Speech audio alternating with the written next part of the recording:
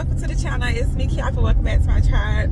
All right, y'all, we headed to work. It's July the 2nd. It's Tuesday. I normally don't work on Tuesdays. I normally work Wednesday, Thursday, Friday, and be off Monday and Tuesdays. But the holiday is the 4th of July is on Thursday, so we're closed on Thursday and Friday. So we just gonna work today and tomorrow and then be off. And then y'all, I won't have to go back to work until next Wednesday, baby. Do y'all hear that break? Like, what? So I'm really excited about that. I got some house chores, maintenance, things that I need to take care of. So I think that that's what I'm gonna do during that time. So y'all gonna be getting some of those videos, so be prepared. But I wanted to talk about work-life balance. Oh, that was like perfect. I wasn't even planning on it like going like that, but I wanted to talk about work-life balance real quick. I don't have much time. I'm almost at work. We did have to come in earlier today than normal, so that kind of, you know, threw off my little routine. And if y'all see my video from yesterday, then you know I'm doing the 75 hard. So this is day 2 for me of the 75 hard challenge. But I'm gonna talk about that later. Let me get through the week, y'all. It ain't hard right now. We're gonna find out how hard it is for me after today. But let's talk about the work-life balance as a surgical tech, surgical first assistant. Now, a lot of people get into this field. It's even me when I first got in as a civilian. I was applying and working at all these hospitals, working all kind of hours, being on call. And honestly, I didn't enjoy that, especially like being on call part. So it put like a bad taste in my mouth. And then on top of that, you know, the OR is very cutthroat, kind of like straight to the point. Like being in the OR, you'll get embarrassed if you, like, you know, if you do something wrong, or it don't always have to be like that, but it's very everybody get to see the mess ups and stuff like that. So if you're one of those people that get your feelings hurt or get embarrassed, like, it's really uncomfortable. And so I can see why a lot of people go away from being a surgical tech. I get it. But if you, I can see why you want to quit, because it's not school. Going to surgical tech school and going to be a surgical tech are two totally different things.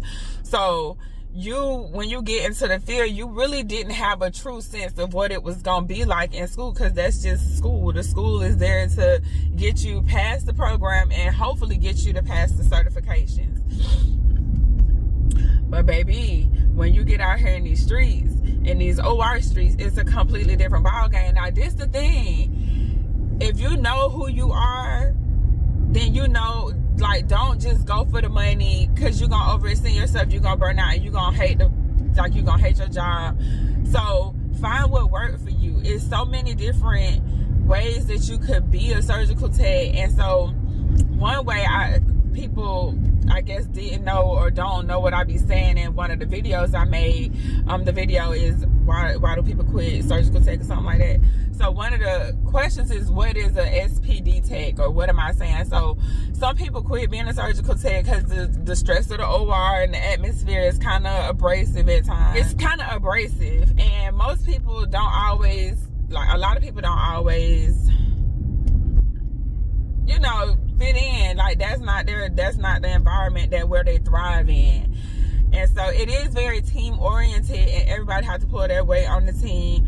And so that can be kind of hard for some people if they're not good in team environments. If you're a loner, or if you're somebody that's more of an introvert or something like that, I don't know if this is the career for you, but you can still find your place. Like, eyes is a specialty. So some people do well in eyes and don't do well in orthopedics. Or you could go to a surgery center, and maybe that might be more of your speed. Maybe you don't want to take call because you got kids, and maybe you don't want to work on the weekend. So surgery centers are perfect for that.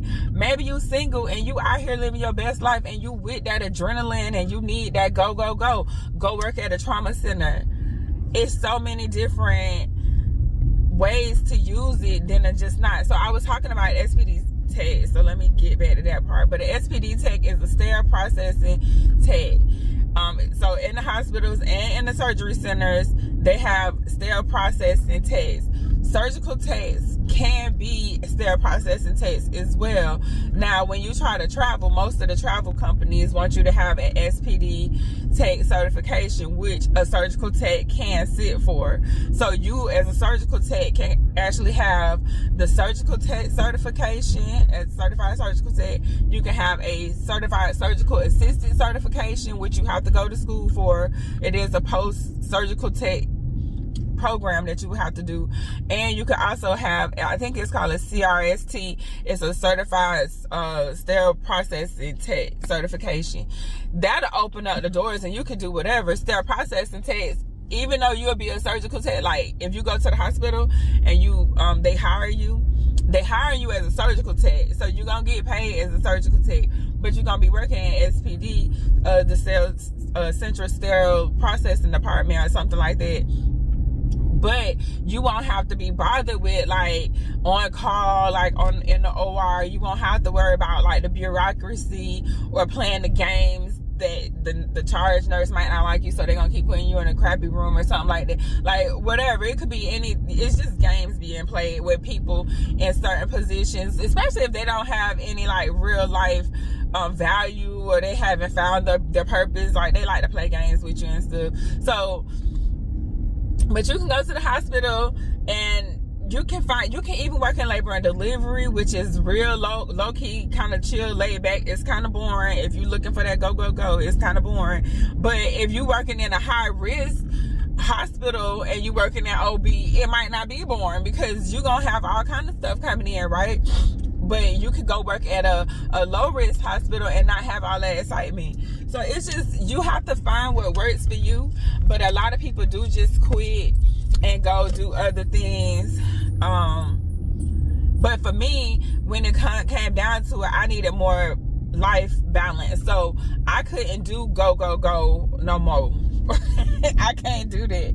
Not because my body would let me, but my mindset and my values are completely different now. So me working part-time works, and I work part-time at a like private practice. So that made it even better, because ain't no on-call, ain't no weekend. They don't need me there Monday, Tuesday. You know, I'm just there on surgery to do surgery and to go home. I do keep supplies or tell them, like, let Doc know what we need, stuff like that. But it's very an intimate environment. It's just me, him, a nurse, like in the front business office part, like the receptionist, girls and everything. So it's not like go. It's slower than the surgery center, it's slower than the hospital, but that works for me, because now I get to do things like 75 hard without being overwhelmed and have to be on call, which that might work for some people. It doesn't work for me, because I'm mom. I want to be available to, not even just mom, I just want to be available to be like me around people, like without being overly stressed and stretched so thin that I can't really be present in the moment with my life. Like that just doesn't work. And so not for me, it's not sustainable. So to me, work-life balance is way more valuable, way more what's the word I'm looking for? It's a necessity for me. I have to have it. Like I can't not be in a peaceful state because of my job. Like that just is not it. So anyways, I'm here. Just make sure if you when you out here looking for jobs, be real with yourself and be like, don't just go get the money. And if you do go get the money, it's crooked, y'all.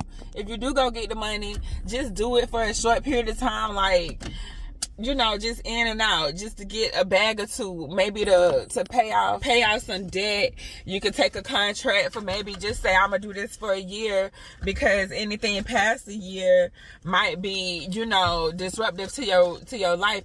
And I say that, like, if you got kids or something like that, it don't work for you to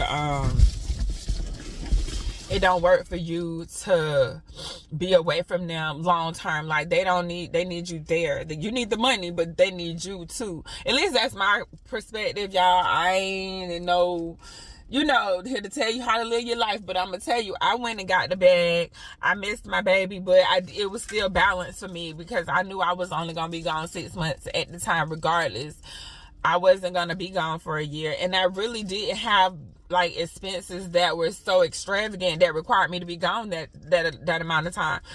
Excuse me. So all my bills, like my car was paid off. This car is paid off. I don't live in an overly expensive neighborhood. It's still safe, but it's, you know, it's no HOA. I'm not in that kind of area. You just got to know what works. Like, don't go too low, because like I don't see myself lowering my expenses any more than what they are. But I did have to find that balance. Like, okay, what's comfortable, and what's like I'm like scratching at crumbs. Like, I don't want to be feeling like I can't make it. I can't pay I gotta look and see how much money I need to pay my light bill. Can I pay my light bill? Can I get gas? Like, I don't want to live that life. I done been there. Can't do it. So that's also to y'all, like that life for me was so much scarcity. That fear like put me in some really, like, I was like, I don't care, I'm finna go get this money. So I know how you feel, and I'm gonna tell you to get, if you need to get the bag, if you got to go travel and you got kids, this to the people who got children, because if you don't have kids, I say just go get it however you live it. And you young, like, I'm gonna just tell you to go get it. And when you do have kids or something like that, you can still do this. It just might look a little different. So, but if you have kids and you struggling, go get you a little contract real quick. Go get that bag. Learn how to budget your money, and then go back home and take care of them children. Like, don't neglect the kids. Go home and then take care of the kids, and then maybe you can work part-time somewhere so you don't have to be on call or all that craziness.